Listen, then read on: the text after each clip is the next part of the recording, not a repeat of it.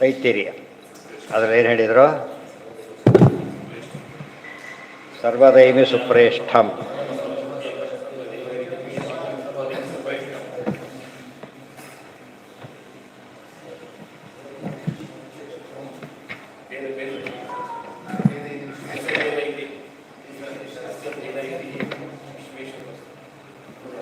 ಮಹಿದಾಸ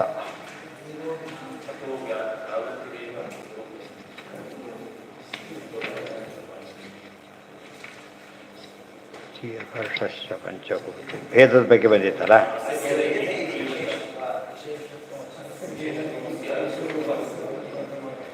ಅವ್ರು ಭೇದನ ಒಪ್ಪೋದಿಲ್ಲ ಅಂತ ಹೇಳಿದ. ಯಾತಕ್ಕೆ ಭೇದ ಒಪ್ಪೋದಿಲ್ಲ? ಯಾಕೆ ಒಪ್ಪೋದಿಲ್ಲ?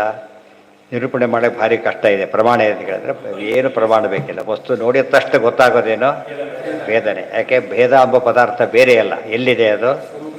ವಸ್ತು ಆಯಾ ವಸ್ತುಗಳ ಸ್ವರೂಪದಲ್ಲೇ ಇರೋದ್ರಿಂದಾಗಿಯೇ ಅದು ಸ್ವತಂತ್ರ ತತ್ವ ಅನ್ನೋ ಪದದಲ್ಲೇನೆ ಅಸ್ವತಂತ್ರ ತತ್ವದಿಂದ ಬೇರೆಯಾಗಿರುವಿಕೆ ಅನ್ನೋ ಗುಣ ಇರೋದ್ರಿಂದ ಅದಕ್ಕೇನು ಬೇಕಿಲ್ಲ. ಯಾವುದೇ ವಸ್ತುವನ್ನು ವಸ್ತುಜ್ಞಾನ ಒಂದು ಬಂದರೆ ಸಾಕು. ಏನು ಬರುತ್ತಲ್ಲ ಭೇದ ಜ್ಞಾನ ಪಾಲ ಮಾಡಲೇಬೇಕು ಅಂತೇಳಿ ಅದಕ್ಕೆ ಅನೇಕ ಆಧಾರ ಕೊಟ್ಟು ಪ್ರೂವ್ ಮಾಡ್ತಾರೆ. ಇದರಲ್ಲಿರೋ ಅತಿ ಮುಖ್ಯವಾದ ಭಾಗಗಳಲ್ಲಿ ಡಿಸ್ಕಷನ್ನೇ ಬಂದಿರೋದು ಅದೇ.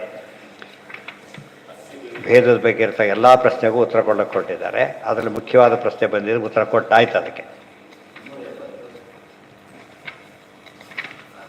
ಎಲ್ಲಿ ಮಿಸ್ ಆಯ್ತದ?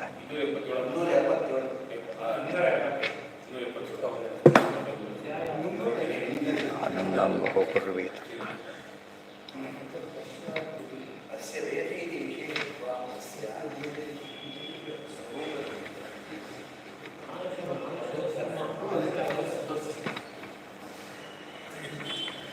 ಎಲ್ಲ ಮಿಸ್ ಆಯ್ತು. ಹಾಂ ಇಲ್ಲ ಅಲ್ಲ ಈ 300 ಇದ್ರೋಳ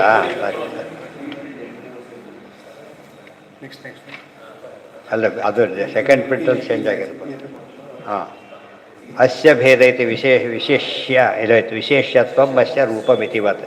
ಅಲ್ರಿ ಸ್ವರೂಪ ಅಂತಿರಲ್ಲ, ವಸ್ತುವಿನ ಸ್ವರೂಪ ಇದರ ಭೇದ ಅಂತ ಯಾಕೆ ಕರೀತಾರೆ? ಸ್ವರೂಪ ಅದು ಏನಂತ ಕರಿಬೇಕಾಗಿತ್ತು? ಇದು ಭೇದ ಅನ್ಬೇಕಿತ್ತು. ಇದರ ಭೇದ ಅನ್ನಬಾರ್ದು. ಏನು ಅನ್ಬೇಕು? ಇದು ಭೇದ ಅನ್ಬೇಕಿತ್ತು. ಯಾಕಂತಾರೆ ಅಂದರೆ ವಿಶೇಷ ಇದೆ.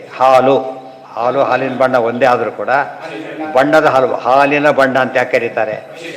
ವಿಶೇಷ ವ್ಯವಹಾರ ಇದೆ ಅಂದರೆ ಸರಿಯಲ್ಲ. ಇತಿ ವಿಶೇಷ್ಯತ್ವ ಅಸ್ಯ ಸ್ವರೂಪವಿತಿವತ್. ಅಸ್ಯ ಸ್ವರೂಪ ಎಂಬುದು ದೃಷ್ಟಾಂತ ಕೊಟ್ಬಿಟ್ಟು ಅಸ್ಯ ಸ್ವರೂಪದಲ್ಲಿ ಸ್ವರೂಪಕ್ಕೂ ಭೇದ ಇಲ್ಲದೆ ಹೋದರೂ ಕೂಡ ಅದರ ಸ್ವರೂಪ ಅಂತ ಹೇಗೆ ಹೇಳ್ತೇವೋ ಹಾಗೆ. ಯಥಾ ಅಸ್ತೀತಿ ವರ್ತಮಾನ ಕಾಲೋ ವಸ್ತುನ ಸಹೈವ ಅನುಭೂಯತೆ ಏವಂ ಅನ್ಯಸ್ಮಾತ್ ವ್ಯಾವೃತ್ತಮಿತ್ಯತ್ರ ಅನ್ಯದಪಿ ಸಾಮಾನ್ಯತಃ ಸಹೈವ ಅನುಭೂಯತೆ. ಇಲ್ಲಿ ಅಸ್ಥಿ ಅಂತ ಹೇಳಿದ ತಕ್ಷಣ ವರ್ತಮಾನ ಕಾಲ ಅಂತ ಹೇಳಿ ತಕ್ಷಣ ಅರ್ಥ ಆಗಿಬಿಡುತ್ತೋ ಹಾಗೆ ಭೇದ ಕೂಡ ಅದೇ ಅರ್ಥ ಆಗೋದ್ರಿಂದ ಸಾಮಾನ್ಯತಃ ಸರ್ವಜ್ಞತ್ವ ಎಲ್ರಿಗೂ ಇದೆ. 3 ಕಾಲಗಳನ್ನು ತಿಳ್ಕೊಂಡ ತಕ್ಷಣ ತ್ರಿಕಾಲ ಜ್ಞಾನಿ ಆಗಿಬಿಡೋದಿಲ್ಲ ಇವನು. ಅರ್ಥ ಆಯ್ತಾ? 3 ಕಾಲ ಗೊತ್ತೋ ಇಲ್ಲ ನಮಗೆ. ಕಾಲಗಳೆಷ್ಟು? 3 ಕಾಲ. ಸಣ್ಣ ಹುಡುಗ ಬೇಕಾದ್ರೆ ಹೇಳ್ಬಿಡ್ತಾನೆ. ತ್ರಿಕಾಲ ಜ್ಞಾನಿ ಅಲ್ಲವನು. ತ್ರಿಕಾಲ ಜ್ಞಾನಿ ಯಾವಾಗ ಆಗ್ತಾನವನು? ತ್ರಿಕಾಲದಲ್ಲಿ ಏನೇನು ನಡೆಯುತ್ತೆ ಗೊತ್ತಿರಬೇಕು. ಅವನು ತ್ರಿಕಾಲ ಜ್ಞಾನಿ. ಅರ್ಥ ಆಯ್ತಾ? ಅದಿಲ್ಲ ಹೋದ್ರೆ ತ್ರಿಕಾಲ ಜ್ಞಾನಿ ಆಗ್ಲಿಕ್ಕೆ ಸಾಧ್ಯ ಇಲ್ಲ. ಬರೀ ಈ ರೀತಿ ಆಫೀಸ್ಗೆ ಗೊತ್ತು ಅಂತ ಕೆಲಸ ಆಗತ್ತಾ? ಇದು ಬೇಕೆ ಬೇಡ ಅದಕ್ಕೆಲ್ಲ ಕೂಡ. ಆ ಅರ್ಥದಲ್ಲಿ ಯಾವ ಕಾಲಕ್ಕೂ ಕೂಡ ಈ ವಸ್ತುಗಳು ನಮ್ಮೆಲ್ಲ 3-4 ವಸ್ತು ಜ್ಞಾನ ಏಕ ಬರುತ್ತೆ, ಒಂದೇ ಸತಿ ಬರುತ್ತಾ ಅಂದರೆ ಜ್ಞಾನ ಇದರಿಂದ ಬರೋದಿಲ್ಲ. ಸಾಕ್ಷಿ ಗ್ರಹಣ ಮಾಡೋ ಶಕ್ತಿ. ಸಾಕ್ಷಿ ಏನೇನು ಗ್ರಹಣ ಮಾಡುತ್ತದೋ ದೇಶ ಕಾಲ ಇದು ಯಥಾರ್ಥ ಎಲ್ಲ ಗ್ರಹಣ ಮಾಡೋ ಶಕ್ತಿ ಅದಕ್ಕಿರೋದ್ರಿಂದ ಬರೀ ಕಣ್ಣು ಕಾಲು ಕಿವಿಯಾಗಿದ್ದರೆ ಯಾರಿಗೂ ಏನು ಬರ್ತಿರಲಿಲ್ಲ. ಈ ತ್ರಿಕಾಲಗಳನ್ನು ಬರ್ತೀವಿ, ಈ ತ್ರಿಕಾಲಗಳನ್ನು ಬರ್ತಿರಲಿಲ್ಲ. ನಹಿ ಅಸ್ತೀತಿ ವರ್ತಮಾನ ಕಾಲಾಪೇಕ್ಷೆಯ ಅನುಭೂಯತೆ ಇತ್ಯೇತಾವತ ವಿದ್ಯಮಾನತಾ ನಾಮ ವಸ್ತುನೋ ಅನ್ಯ ಸದಿತ್ಯಪಿ ಸ್ವತಂತ್ರ. ಅದಕ್ಕೆ ಹೇಳ್ತಾರೆ ಒಳ್ಳೊಳ್ಳೆ ಪ್ರಶ್ನೆಗಳು. ಯಾವ ಪ್ರಶ್ನೆಗಳಿಗೆಲ್ಲ ಬೇರೆ ಕಡೆ ಉತ್ತರ ಕೊಟ್ಟಿದೆ, ಇಲ್ಲೂ ಬರುತ್ತೆ. ಈಗಿದೆ ಅಂತ ಆಯ್ತು ಅಷ್ಟೇ. ಯಾವಾಗಲಿದೆ ಅಂತ ಹೇಗೆ ಅರ್ಥ ಆಗುತ್ತೆ ಅದಕ್ಕೆ ಅಂತ ಪ್ರಶ್ನೆ. ಅದಕ್ಕೆ ಹೇಳ್ತಾರೆ ಈಗಿದೆ. ನಾನು ಹೇಳ್ತಿರೋದು 3 ಕಾಲದಲ್ಲೂ ಜಗತ್ತಿಲ್ಲ ಅಂತ ಹೇಳ್ತೇವೆ. ನೀವೇನು ಹೇಳ್ತೀರಿ? ಈ ಕಾಲಕ್ಕಿದೆ ಅಂತೀರಿ. ಸೊ ನಾವು ಹೇಳೋದು ಬೇರೆ, ನೀವು ಹೇಳೋದು ಬೇರೆ ಅಂದ್ಬಿಡ್ತಾರೆ. ಅದಕ್ಕೇನು ಹೇಳಬೇಕಾಗ? 3 ಕಾಲದಲ್ಲಿ ಇದೆ ಅನ್ನೋದಕ್ಕೆ ವಿರೋಧ ಯಾವ್ದು ಬರಬೇಕು? 3 ಕಾಲದಲ್ಲಿ ಇಲ್ಲ ಅಂತ ಬರಬೇಕು. 3 ಕಾಲದಲ್ಲಿದೆ ನಮ್ಮ ಮಾತಿಗೆ 3 ಕಾಲದಲ್ಲಿ ಇಲ್ಲ ಉತ್ತರ ನೀನು ಕೊಡಬೇಕು. ಆದರೆ ಉತ್ತರ ಬಂದಿರೋದು ಏನಂತ? ಸೊ 3 ಕಾಲದಲ್ಲಿ 1 ಕಾಲ ಇಲ್ಲ ಅಂದರೆ ಏನಾಯ್ತಾ ಇದಕ್ಕೆ? ಹೋಯ್ತಾನೆ. ತ್ರಿಕಾಲ ಪ್ರಶ್ನೆ ಬರಲಿಲ್ಲ. ಅದು ಯಾರಿಗೆ ಬರುತ್ತೆ? ಅದು ಮೂರು ಕಾಲ ಇಲ್ಲದಿರೋಕ್ಕೆ ಯಾರಿಗೆ ಬರುತ್ತೆ? ಎಂಥ ಭಾವ, ಎಂಥ ಸದಾಭಾವ, ಬರೀ ಅಭಾವಕ್ಕೆ ಬರೋದಿಲ್ಲ.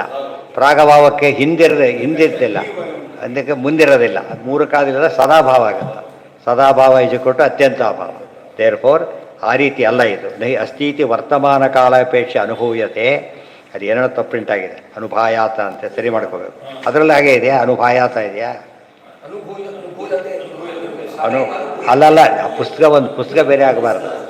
ಆ ಪುಸ್ತಕ ಇದು ಪುಸ್ತಕ, ಆ ಪುಸ್ತಕ ಒಂದೇ. ಅನುಭೂಯಾತ ಇದೆಯಾ? ಅನುಭೂಯತೆ ಯಾ ಇರಬಾರ್ದು, ಯಾ ಇರಬೇಕಷ್ಟೆ. ಆಮೇಲೆ ಹೌದು, ಯಾ ಅಲ್ಲ, ದೀರ್ಘ ಇರಬಾರ್ದು.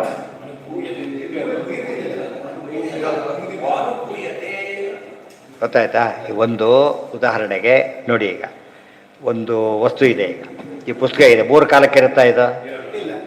ಅದರಿಂದ ಇದ್ರ ಭೇದ ಸರಿಯಲ್ಲ ಅದಕ್ಕೆ. ಹಾಗಲ್ಲ, ಯಾವ ಕಾಲದಲ್ಲಿರುತ್ತೋ ಆ ಕಾಲದಲ್ಲಿ ಏನಾಗಿದೆ ಅದು ಈ ಪುಸ್ತಕ ಇದೆ ಅಂತ ತಿಳ್ಕೊಬೇಡ. ಈ ಪುಸ್ತಕ ಇರಲಿಲ್ಲ ಅಂತ ಹೇಳಿ ಹಿಂದೆ, ಒಂದು ಇರೋದಿಲ್ಲ ಅಂತ ಹೇಳಿ. ಆದರೆ ಈ ಪುಸ್ತಕ ಇರೋದು ಭೇದ ಇಲ್ಲ ಅಂತ ಹೇಳಾಗಿಲ್ಲ. ಈ ಪುಸ್ತಕಕ್ಕೆ ಏನಿದೆ? ಭೇದ ಇದ್ದೇ ಇದೆ. ಯಾವುದರಿಂದ? ಇಂಥದ್ದು ಇನ್ನೊಂದು ನಿಮ್ಮ ಪುಸ್ತಕದಿಂದ ಕೂಡ ಇದೇ ಪ್ರಿಂಟ್ ಆಗಿದ್ರು ಕೂಡ ಸದೃಶ ಇದೆ. ಅದು ಸದೃಶ ಆಯಿತೆ ಹೊರತು ಇದೇ ಆಗಲಿಲ್ಲ. ಅರ್ಥ ಆಯ್ತಾ? ಅವನ ವಾದ ಹೋಯ್ತಲ್ಲಿಗೆ. ಅಂದರೆ ಭೇದ ವಸ್ತುವಿನ ಸ್ವರೂಪವಾಗಿದ್ದರೆ ಭೇದ ಸದಾ ಇರೋದಿಲ್ಲ, ಹೋಗ್ಬಿಡುತ್ತಲ್ಲ ಅಂತ ಕೇಳಿದರೆ ಇಲ್ಲ. ಆ ವಸ್ತು ಇದೆ ಅಂದರೆ ಏನಿದೆ? ಈಗ ದುರ್ಯೋಧನ ಇದೆ ಅಂದರೆ ಮತ್ತೆ ಕೆಟ್ಟವನಂತಲೇ ಅರ್ಥ. ಇವತ್ತಿನ ದುರ್ಯೋಧನ ಒಳ್ಳೆಯದಾಗಿರ್ಬೋದು ಪ್ರಶ್ನೆ ಬರೋದ. ಈರುಳ್ಳಿ ಅಂದರೆ ಯಾವಾಗ ಈರುಳ್ಳಿನೇ ಹೊರತು ಏನಲ್ಲ. ವೇದದಲ್ಲಿ ನಿರಾಕರಣೆ ಮಾಡಿದ ಈರುಳ್ಳಿನೇ ಬೇರೆ, ನಮ್ಮ ಈರುಳ್ಳಿನೇ ಬೇರೆ ಅಂತ ಹೇಳಬಾರ್ದು. ಅದೇ ಈರುಳ್ಳಿ ಪದಕ್ಕೆ ಏನರ್ಥ? ವಿಷ. ವಿಷ ಅಂದರೆ ವಿಷ ಅಂತ ಅರ್ಥನೇ ಬರುತ್ತೋ, ಈ ಕಾಲದ ವಿಷ ಆ ಕಾಲದ ವಿಷ ಅಂತ ಹೇಳಬಾರ್ದು. ಆ ದೃಷ್ಟಿಯಲ್ಲಿ ಭೇದ ಅಂದರೆ ಭೇದ. ಇವತ್ತಿನ ಡೇಟ್ ತೆಗೆದ್ರೆ ಈ ಪುಸ್ತಕ ಇದೆ, ಎಲ್ಲರಿಂದ ಭಿನ್ನವಾಗಿದೆ. ಆದ್ದರಿಂದ ಇವತ್ತು ಅಲ್ಲಿ ವಸ್ತು ಹೋಗಿದೆ ಅಂದರೆ ಏನರ್ಥ? ಭೇದ ಹೋಗಿಲ್ಲ. ಅವನು ಭೇದನೂ ಹೋಯ್ತು, ಭೇದ ಹೋಗಿಲ್ಲ. ಏನು ಹೋಗಿಲ್ಲ? ಭೇದ ಉಳ್ಕೊಂಡಿದೆ, ವಸ್ತು ಇದೆ. ವಸ್ತುವಿನ ಭೇದ ವಸ್ತುವಿಗೆ ಏನು ಸಂಬಂಧ ಇದೆ? ಆದ್ದರಿಂದ ವಸ್ತುವಿನ ಜೊತೆಗೆ ವಸ್ತು ಹೋಗಿದ್ರು ಏನು ಉಳ್ಕೊಂಡಿದೆ? ಭೇದ ಉಳ್ಕೊಂಡಿದೆ. ಭೇದ ಹೋಗೋದಿಲ್ಲ. ಅರ್ಥ ಆಯ್ತಾ? ಅದೇ ಯಾಕೆ ಹೋಗೋದಿಲ್ಲ ನಮ್ಗೆ ಗೊತ್ತಾಗಲ್ಲ ಅಂತ ಹೇಳ್ಬೇಕಂತ. ವಸ್ತುವಿನ ಸತ್ಯತ್ವ ಎಂಬುದು ಡೆಫಿನೇಷನ್ ಏನು ಗೊತ್ತಾ? ಡೇಟ್ ಆ್ಯಂಡ್ ಟೈಮ್ ಹಾಕಿರ್ತಾರೆ. ಡಾಕ್ಯುಮೆಂಟ್ಗೆ ಏನರ್ಥ? ಆ ಡೇಟಲ್ಲಿ ಆ ಟೈಮ್ನಲ್ಲಿ ಇರಬೇಕಷ್ಟೇ, ಯಾವಾಗ ಇರಬೇಕಾದ ಕಾರಣ ಇಲ್ಲ. ಅರ್ಥ ಆಯ್ತಾ? ಇಲ್ಲ. ಈಗ ಎಲ್ಲ ಕಾಲದಲ್ಲಿ ಇರಬೇಕು ಗೊತ್ತಿದೆ. ಸೇಲ್ಡಿ ಬಾರಿ ಬಿಟ್ಟ ಮತ್ತೆ ಇಟ್ಕೊಳ್ಳೋಕೆ ಕಾರಣ ಇಲ್ಲ ಅವನಿಗೆ, ಕತೆ ಮುಗಿದೋಯ್ತು. ಅರ್ಥ ಆಯ್ತಾ? ಈಗ ಆ ಕಾಲ ಅದಕ್ಕೆ ಪ್ರೂವ್ ಮಾಡೋರು ಏನು ಮಾಡ್ತಾರೆ ಗೊತ್ತಾ? ಕೊಲೆ ಮಾಡಿಸಿದವರು ಎಲ್ಲೋ ಕಡೆ ಇಂಥ ತರ್ತಾವ ಡಾಕ್ಯುಮೆಂಟ. ಅವತ್ತು ಆ ಟೈಮಿಗೆ ಆ ರೂಮಲ್ಲಿ ಇದ್ದ ಅಂತೆ, ಅದು ಖೋಟ. ಅದು ಏನಂದರೆ ವಿನ ಕೊಲೆ ಮಾಡ್ತಾರೆ ಅಂತ ತೀರ್ಮಾನ ಮಾಡ್ತಾರೆ. ಅಲ್ಲ, ಅದು ಎಷ್ಟು ವ್ಯಾಲಿಡ್ ಅಂತ ನೋಡಬೇಕದು. ತಾತ್ಪರ್ಯ ಡೇಟು ಮತ್ತು ಟೈಮ್ ಮಾಡಿದ ಮೇಲೆ ಅರ್ಥ ಏನಂದರೆ ಆ ಡೇಟಲ್ಲಿ ಆ ಟೈಮ್ನಲ್ಲಿ ಅದಿತ್ತು ಅಂತ ಅರ್ಥ. ಬೇರೆ ಕಾಲಕ್ಕೆ ಇರಬೇಕು ಅಂತ ಅರ್ಥ ಅಲ್ಲ. ಅದಕ್ಕೆ ಆಚಾರ್ಯ ಗ್ರಂಥಗಳು ಕೋಟ್ ಮಾಡಿದರು. ಇವತ್ತು ಸಿಗೋದಿಲ್ಲ, ಬೇಡ. ಆ ಕಾಲಕ್ಕಿತ್ತ ಅದು ಮುಖ್ಯ. ಆ ಕಾಲದಲ್ಲಿ ಯಾರು ನಮಗೆ ಆ ಕಾಲದಲ್ಲಿ ಇಲ್ಲೋ ಅಂತ ಯಾವಾಗ ಗೊತ್ತಾಗತ್ತೆ? ಅವರೇ ಗಲಾಟೆ ಮಾಡಬೇಕಾಗಿತ್ತು. 300 ವರ್ಷ ಯಾರೂ ಗಲಾಟೆ ಮಾಡಲಿಲ್ಲ, ಆಮೇಲೆ ಶುರು ಮಾಡಿದರು. ಅರ್ಥ ಇಲ್ಲ. ನಿಮ್ಮ ಮನೆಯವರು ಎಷ್ಟು ದಿವಸ ಆದಮೇಲೆ ಡಾಕ್ಯುಮೆಂಟ್ ಕೇಳಿ ಮತ್ತೆ ಇರಬೇಕಾದ ಕಾರಣ ಇಲ್ಲ, ಅವತ್ತಿತ್ತು ಅಷ್ಟೇ. ಅರ್ಥ ಆಯ್ತಾ? ಈಗ ಅದನ್ನು ಅರ್ಥ ಮಾಡಿಕೊಡದೆ ದೊಡ್ಡ ಗಲಾಟೆ ಬಿಸಿದ್ರು. ಆಗಿನ ಕಾಲ ಒಬ್ಬರೂ ಮಾಡಲಿಲ್ಲ. ಅರ್ಥ ಆಯ್ತಾ?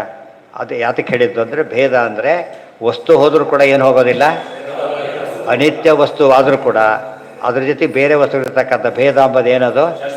ಶಾಶ್ವತವಾದದ್ದೇ ಅಂತ. ಹಾಂ, ಅದೇ ಹೇಳ್ತಿರೋದು, ಹೋಗೋದಿಲ್ಲ. ಆ ಭೇದ ಇದ್ದಿದ್ದು ಯಾವಾಗದು? ನೀವೇ ಹೇಳಿ. 3 ಕಾಲದಲ್ಲಿ ಇಲ್ಲ ಅನ್ನೋ ಪದಾರ್ಥಕ್ಕೆ ಒಂದು ಕಾಲದಲ್ಲಿ ಇದೆ ಎಂಬುದು ಏನಾಯ್ತು? ಅಲ್ಲಿ ವಿರುದ್ಧ ಆಯ್ತು. ಈಗ ಆಯ್ತಾ? ಇಲ್ಲ, ವಸ್ತು ಹೋಗಿದೆ.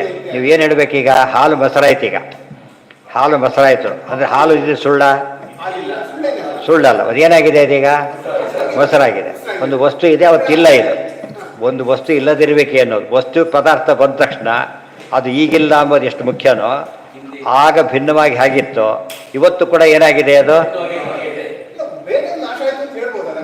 ಭೇದ ನಾಶ ಆಯಿತು ಅಂತ ಹೇಳಬಾರ್ದು. ವಸ್ತು ಹೋದ ಮೇಲೆ ಏನು? ಹಾಲು ಹೋಯ್ತು ಅಂದರೆ ಏನರ್ಥ? ಬಣ್ಣನೂ ಹೋಯ್ತು. ಬಟ್ ಹಾಲಿದ್ರೆ ಏನಾಗಬೇಕದು? ಆದ್ದರಿಂದ ಏನು ಹೇಳಬೇಕು? ಏನು ಹೇಳಬಾರ್ದು ನೀವೀಗ?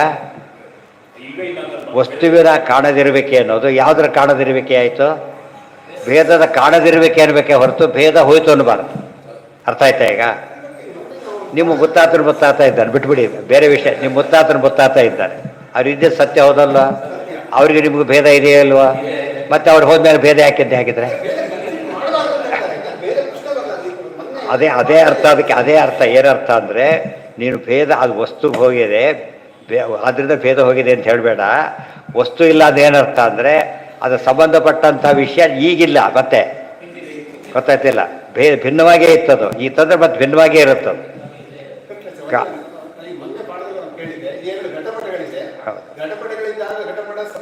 ಹೌದು ಹೌದು ಮುಂದೆ ಹೌದು.